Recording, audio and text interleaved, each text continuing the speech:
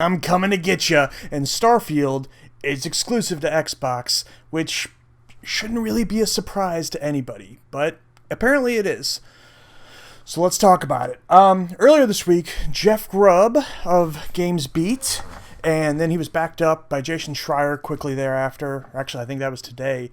Finally dropped the hammer on some people that Starfield is going to be exclusive to the Xbox ecosystem, to the Xbox consoles itself, to Windows 10 and Steam also, and of course on Game Pass.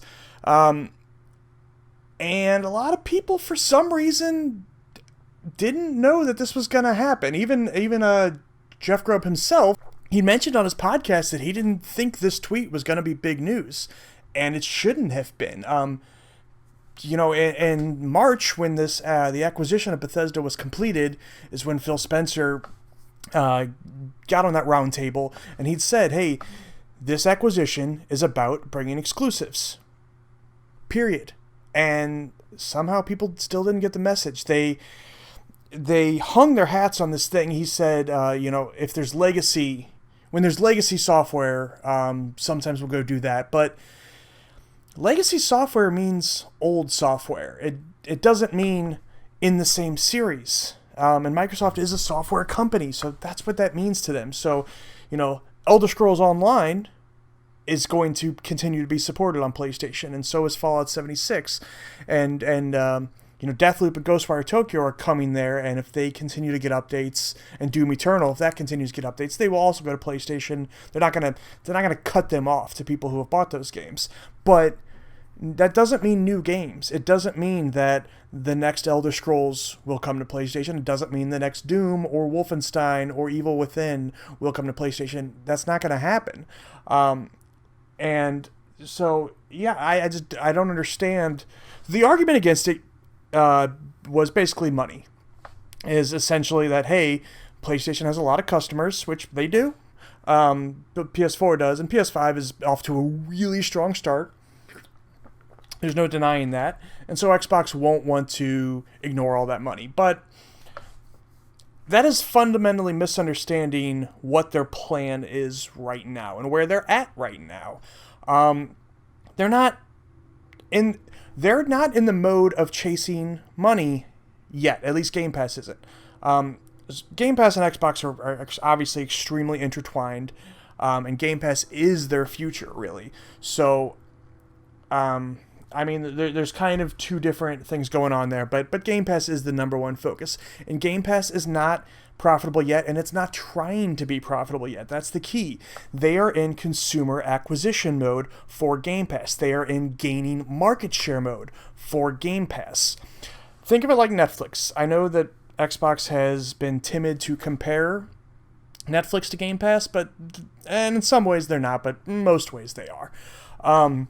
Netflix won the streaming wars before anybody else even started. Now they do have competition from Disney Plus, and others have jumped in. But let's be honest, besides Disney Plus, nobody's made a real mark. Netflix is still absolutely dominant because they grabbed everybody before another competitor even started the race. They won the race before another competitor laced up their shoes, and that's what Game Pass wants to do. They don't care if Game Pass loses money right now. They don't care about the money from PlayStation customers. I'm sorry, they don't. Right now, they just want to get everybody they can on Game Pass, and they're off to a really strong start with that.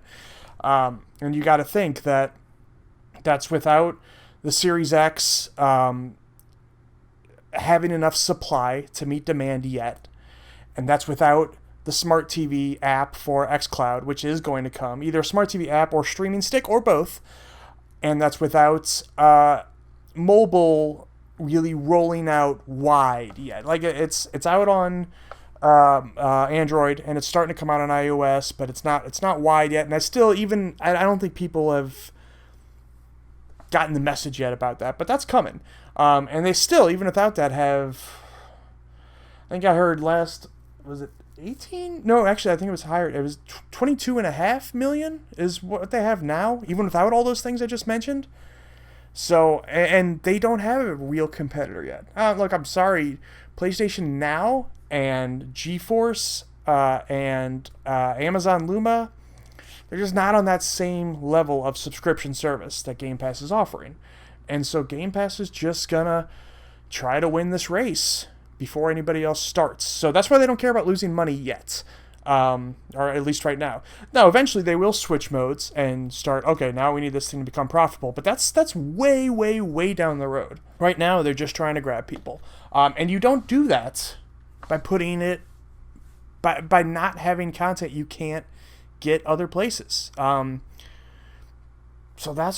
it would be completely against their own goal to put Starfield on PlayStation. I'm sorry, that's just the harsh reality of it. It would be, yes, they would make money now, although not as much as people think, because you got to think not a lot of it, 30% goes to Sony. If they sell, all right, so say Starfield goes on PlayStation, and they were to sell copies, 30% of it goes to Sony, so they get 70% of it. And that's not nothing. I don't mean to shrug that off. Obviously, to even huge third-party publishers like Ubisoft and EA, that's huge. But Microsoft is the largest, or second largest, depending on the day, between them and Apple, corporation on the planet. That's nothing to them. I'm sorry to put it that way, but PlayStation customers, the money from PlayStation customers doesn't matter to the number one or two largest corporation on Earth. So why do it? Why hurt yourself in the long run to make short-term money? It's stepping over quarters to pick up dimes.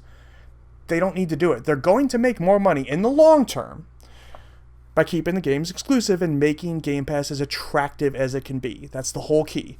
And remember, you don't have to buy the console you can still play Starfield without an Xbox. You can play it on your PC, you can play it through streaming. And streaming is going to be soon on every single screen you basically own. It's going to be on your PC. I mean, they're already starting this. It's going to be on your PC, it's on your phone, it's going to be on your TV. So that's the business model. Or that's the mode they're in, I should say, right now. Short-term money doesn't matter. It's all about getting people on Game Pass. And this should be obvious. I think everybody knows that. But still, there was an attitude of, well, if you put it on PlayStation and charge $70 and put it on Game Pass on Xbox, people will switch to Xbox. And I just don't think that's true. People are really ingrained in their console ecosystems, and especially now with backwards compatibility. You don't want to give up your library. You don't want to give up your friends list. You don't want to give up your trophies and achievements, even though I think they're stupid. So it's hard to make somebody switch. You have to drag them kicking and screaming, and they're not, almost in a way where you don't really give them a choice. So that argument against it had never made any sense. I think where a lot of this attitude comes from, the thing I just said about the argument against it is putting it on Game Pass and still charging $70 on PlayStation. I think that comes from this last generation where PS4 was so dominant. It just was. And there's no really two ways about that. And a lot of people felt, I don't totally agree. I think there was a lot, there was good exclusives on Xbox that I think get overlooked. But a lot of people felt, if I just got a PS4 and maybe even a Switch, I got everything I need. I'm not going to miss anything. And it wasn't like that in previous generations, but that's kind of how it was in this one. And so I think that attitude is still carrying over, where people were thinking, well, I bought a PS5, I should have everything. And I'm not, that might sound like a harsh criticism of these people, but it's not. It's just, that's how it was last generation to them, so they don't see why it can't carry forth. But it's not going to be that way this generation. If you choose to only buy one of these consoles, if you choose to only buy a Series X and ignore PlayStation, you're going to have a hell of a library. You're going to never be bored. You're going to have an onslaught, a cornucopia of great games, but you're not going to have everything. And it's going to be the same way on PS5. PS5 libraries, so far, they're off to a great start, and they have great stuff coming, and they're going to continue to have great stuff. You're not going to be bored there, but you're not going to have everything. Both consoles are investing more than ever. They're both going hog wild on content, and they're not doing that to help out the other guy.